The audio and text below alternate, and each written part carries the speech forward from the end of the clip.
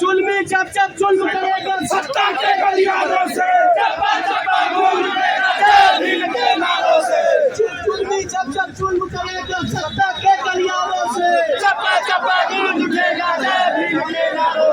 तख्त बदल दो, ताज बदल दो, तख्त बदल दो, ताज बदल दो, रोजी रोटी दे न सके जो, रोजी रोटी दे न सके जो सरकार निकम्मी है,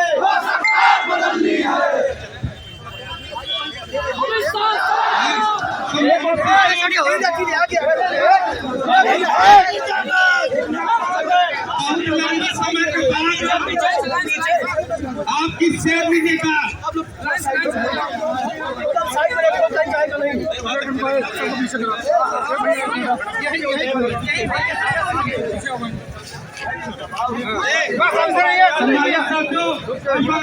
खड़े रहेंगे अपने अपने स्थान पर 2 मिनट खड़े हो जाए। मैं उस घमंडी गृह मंत्री अमित शाह को बताना चाहता था कि परम पूज्य बाबा साहब डॉक्टर अम्बेडकर के बारे में थोड़ा और पीछे आ जाओ तुम लोग, थोड़ा वीडियो अच्छी आएगी, वीडियो अच्छी आएगी भैया, पीछे चलो। परम पूज्य बाबा साहब डॉक्टर अम्बेडकर के बारे में अम्बेडकर कर जो मर्यादित भाषा और टिप्पणी का उपयोग किया है, मैं इस अमित शाह से इसको ये बताना चाहता हूँ, बाबा साहब डॉक्टर अम्बेडकर के जीवन के संघर्ष के बारे में इसको बताना चाहता हूँ। सम्मानित साथियों, परम पूज्य बाबा साहब डॉक्टर अम्बेडकर जो कि मध्य प्रदेश की मऊ छावनी में 14 अप्रैल 1891 में जन्म लिए और मात्र 5 साल की उम्र में उस बच्चे की मां का साया उसके सर से उड़ गया था। मेरे सम्मानित साथियों, वो 5 साल का बच्चा जब स्कूल में पढ़ने के लिए जाता था तो उसको विद्यालय के अंदर नहीं, उसको विद्यालय के बाहर पढ़ने का मौका मिलता था। मेरे सम्मानित साथियों, उस बच्चे के आंख में आंसू आता था और वो बच्चा जब अपने स्कूल से वापस जाता था तो उसके घर में उसकी माँ भी नहीं हुआ करती थी कि उससे पूछ सके कि बेटा तुम्हारे साथ स्कूल में क्या हुआ है। मेरे सम्मानित साथियों, एक बार अंग्रेजी अफसर स्कूल में आया और वहाँ तमाम नन्हे मुन्ने बच्चों से पूछा कि बताओ कि तुम्हारे पास में इस धरती पर इस धरा पे ऐसी कौन सी चीजें हैं जिन्हें तुम देख तो सकते हो परंतु छू नहीं सकते। मेरे सम्मानित साथियों, वहाँ तमाम नन्हे मुन्ने बच्चों ने बताया, किसी ने तारा बताया, किसी ने आकाश बताया, किसी ने पाताल बताया, लेकिन जब बात बाबा साहब डॉक्टर अम्बेडकर ने उस सरकारी अफसर ने पूछा तो बाबा साहब डॉक्टर अम्बेडकर ने आंखों में आंसू लेते हुए बोला कि सर, ये जो स्कूल के अंदर ये जो ब्लैक बोर्ड लगा है इसको मैं देख तो सकता हूँ परंतु छू नहीं सकता। ये जो स्कूल के अंदर पानी का मटका रखा है इसको मैं देख तो सकता हूँ परंतु प्यास लगने पर मैं इसे पी भी नहीं सकता, इसे छू भी नहीं सकता। मेरे सम्मानित साथियों, वो बच्चा जो संघर्ष के नाम पर मिसाल था, जो पहाड़ था, जो चट्टान था, वो डगा नहीं, वो हिला नहीं। और सम्मानित साथियों, जब मुंबई के एडवेंटेज कॉलेज में जब पढ़ने गया और उसको पढ़ने के लिए जब संस्कृत की भाषा का जो सब्जेक्ट मांगा गया तो उसको संस्कृत पढ़ने का मौका नहीं मिला। बाबा साहब डॉक्टर अम्बेडकर को संस्कृत नहीं दिया गया तो बाबा साहब डॉक्टर अम्बेडकर ने फारसी सब्जेक्ट लेने का काम किया। और मेरे सम्मानित साथियों, आज तक का एडवेंटेज कॉलेज का इतिहास रहा है कि जितना नंबर बाबा साहब डॉक्टर अम्बेडकर ने उस फारसी सब्जेक्ट में पाया था, आज तक कोई छात्र उतना नंबर फारसी में नहीं पा पाया। सम्मानित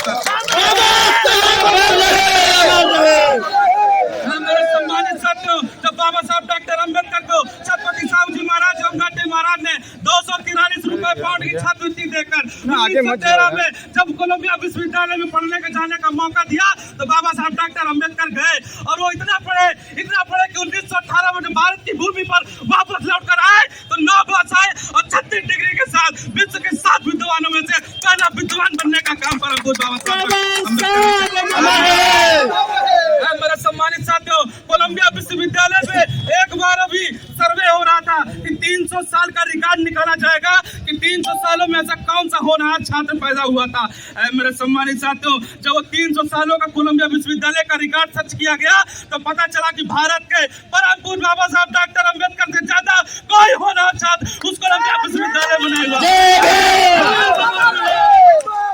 अमेरिका की संसद के अंदर परम पूज्य बाबा साहब डॉक्टर अम्बेडकर की प्रतिमा लगी हुई है। सम्मानित साथियों, और अमेरिका ने तो बाबा साहब डॉक्टर अम्बेडकर के नाम से अंतरिक्ष में एक सितारे का नाम परम पूज्य बाबा साहब डॉक्टर अम्बेडकर रखने का काम किया है। और तुम्हारे भारत में जहाँ बाबा साहब डॉक्टर अम्बेडकर ने जन्म लिया, इस भारत को एक नई पहचान दी थी, इस भारत को एक नई दिशा दी, इस भारत को एक नई रोशनी देने का काम किया।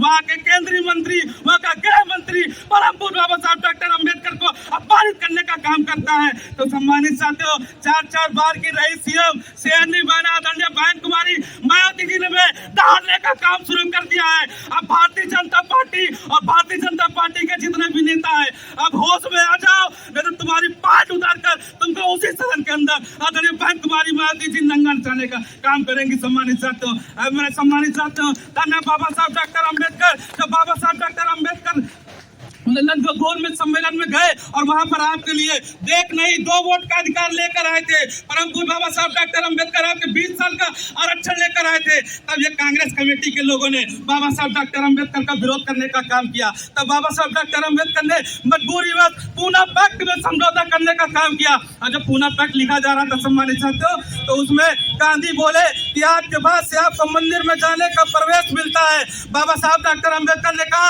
रुक जाओ, स्टॉप देयर मिस्टर गांधी, ये लाइन मुझे नहीं चाहिए। इसमें एक नई लाइन जोड़िए कि आज के बाद से भारत का जो बजट बनेगा उस बजट का 2% का हिस्सा दलित समाज के बच्चों की शिक्षा के ऊपर खर्च होगा।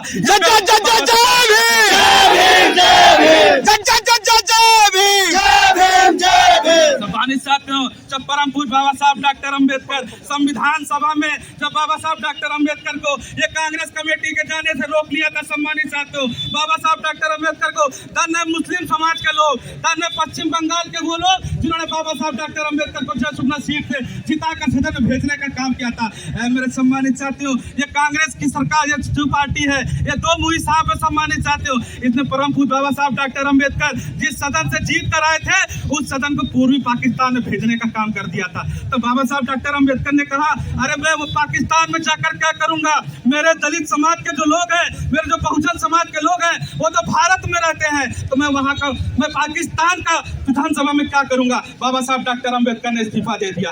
मेरे सम्मानित साथियों, जब बाबा साहब डॉक्टर अम्बेडकर बम्बई की कॉन्स्टिट्यूंसी से चुनाव लड़ रहे थे, तो यही कांग्रेस कमेटी के लोगों ने बाबा साहब डॉक्टर अम्बेडकर को हराने का काम किया।